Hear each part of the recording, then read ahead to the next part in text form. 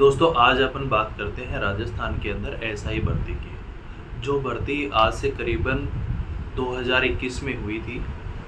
अभी हाल ही में आरपीएससी के पूर्व सदस्य रामूराम रायका के गिरफ्तार होने के बाद ये भर्ती काफ़ी ही चर्चा में है मीडिया के अंदर और बाकी और सोशल मीडिया प्लेटफॉर्म पे। तमाम कुछ सिलेक्टेड लोग ये चाह रहे हैं कि इस भर्ती को कैंसिल किया जाए। सबसे बड़ी बात ये है कि आज के टाइम में जो आज के दौर है उसमें एक आम धारणा बहुत सारे लोगों में ये बन गई है कि बिना कुछ सोचे समझे, बिना कुछ फैक्ट्स के देखे कुछ भी बोल देना। और ये ट्रेंड कुछ तथाकथित नेताओं ने चला दिया है। कुछ नेता एक किसी विशेष वर्ग को खुश करने के लिए लेटर लिख देते हैं कि XYZ भर्ती को कैंसिल किया जाए। तो क्या वाकई में कोई भर्ती कैंसिल हो सकती है? अपन आज इस विषय पे बात करते हैं। उस सबसे पहले मैं इस विषय पे बोलने से पहले आपको एक जो जिससे हमारा पूरा सिस्टम चलता है, पूरी सरकार चलती है, ये सिस्टम चल रहा है, उसके बारे में बताना चाहूँगा। वो है हमारा संविधान, हमारा कॉन्स्टिट्यूशन, जिसको बाबा साहेब भीमराव अंबेडकर ने लिखा है। हमारे संविधान की मूल भावना हमेशा से ये रही है कि चाहे 100 अपराधी 100 गुनहगार छूट जाए, लेकिन एक निर्दोष आदमी को कभी भी सज़ा नहीं मिलनी चाहिए। इस अवधारणा को देखते हुए और अभी पिछले कुछ समय पहले राजस्थान के कैबिनेट सरकार ने भी ये डिसीजन लिया कि भर्ती को कैंसिल नहीं किया जाए।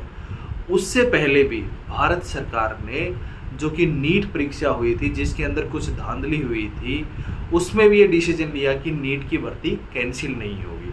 उसके खिलाफ कुछ कोचिंग संस्थान और कुछ अभ्यर्थी सुप्रीम कोर्ट में गए और उन्होंने वहाँ पे भी उस भर्ती को कैंसिल करने की मांग की। तो सुप्रीम कोर्ट ने अपने जजमेंट में क्लियरली लिखा कि पूरी भर्ती कभी भी कैंसिल नहीं की जाएगी।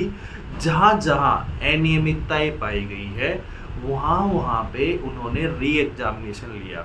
जिन पॉकेट्स में, जिन स्कूल्स पे जो जो प्रॉब्लम्स हुई थी, वहाँ उस पर्टिकुलर लोकेशन पे री एग्जामिनेशन हुई थी। तो पूरे इस मामले का, इस प्रकरण का लबोलुभाव यही है कि आज एसआई भर्ती में करीबन 850 के आसपास अभ्यर्थी सिलेक्ट हुए।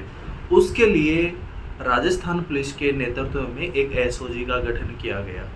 उनका काम ये है कि उन 850 अभ्यर्थियों में से जो फ्रॉड हैं, जिन्होंने गलत किया, उनको पकड़ करके कड़ी से कड़ी सजा दी जाए। और ये काम एसओजी का और राजस्थान सरकार का है कि उन 850 लोगों में से आइडेंटिफाई करे और उन 850 को एक ऐसी सज़ा दी जाए ताकि आने वाली भर्तियों में ये मिसाल बन जाए। और ये जो नेक्सस है, जिसको मुख्यमंत्री भजन लाल भी कहते हैं कि अभी बड़े मगरमच्छ पकड़ने बाकी, हालांकि वो नहीं पकड़ पाए, वैसे रामूराम रायका भी बीजेपी के पूर्व सदस्य ही है। तो ये एक ऐसी मिसाल हमें इसमें कायम करनी होगी कि अभी जो 70-80 जो अभ्यर्थी पकड़े गए हैं उनको ऐसी सजा दिलाई जाए। अब अगर वैसे तो ये कैंसिल नहीं हो सकती, लेकिन अगर कैंसिल हो भी जाती है तो पहली बात तो उन तमाम अभ्यर्थियों के साथ अन्याय होगा जो अपनी मेहनत से इस भर्ती में सेलेक्ट हुए हैं। दूसरी चीज़ जो सबसे इम्पोर्टेंट है, अगर ये भर्ती ही कैंसिल हो जाएगी तो जो फ्रॉड है, जो गलत तरीके से पकड़े गए हैं, वो सारे के सारे लोग बच जाएंगे और हम कभी भी उन बड़े मगरमच्छों तक नहीं पहुंच पाएंगे। तो सबसे सही और सबसे न्यायपूर्ण तरीका ये है कि ये जो भर्ती है ये जारी रहे और इसकी जांच जारी रहे।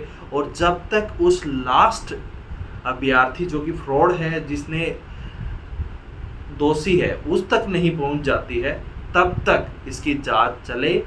और ये लिखा हुआ है, अगर कोई भी अभ्यर्थी एक बार ड्यूटी पे ज्वाइन कर जाता है, अगर उसके बाद 2 साल, 3 साल, 5 साल, 10 साल बाद भी ये पाया जाता है कि वो गलत तरीके से आया, तो राजस्थान सरकार की कोई भी सरकार उसको कभी भी टर्मिनेट कर सकती है, बर्खास्त कर सकती है, उसको सज़ा सुना सकती है। तो इसका सबसे सही एक तरीका ये है कि भर्ती जारी रहे, जांच जारी रहे, जितने भी दोषी हैं उनको पकड़ा जाए, और जो सबसे बड़े मगरमच्छ हैं जिनके लिए बीजेपी ने अपने घोषणा पत्र में लिखा था कि हम बड़े मगरमच्छों तक पहुंच करके रहेंगे, जो काम गहलोत साहब ने नहीं किया था, तो उन मगरमच्छों तक पहुंचो और जितने भी अभ्यर्थी हैं उनको न्याय दिलाओ, और इनके जगह पे 80, 90, 100, 150 ये जितने भी फ्रॉड अभ्यर्थी हैं इनको पकड़ा जाता है। इनकी जगह पे जो एलिजिबल कैंडिडेट है, जो योग्य अभ्यर्थी हैं, जो कि वेटिंग लिस्ट में है, उनको उनकी जगह पे रिप्लेसमेंट में नौकरी दी जाए। बड़ा ही सिंपल सा है, दूध का दूध और पानी का पानी। ओके, जय हिंद।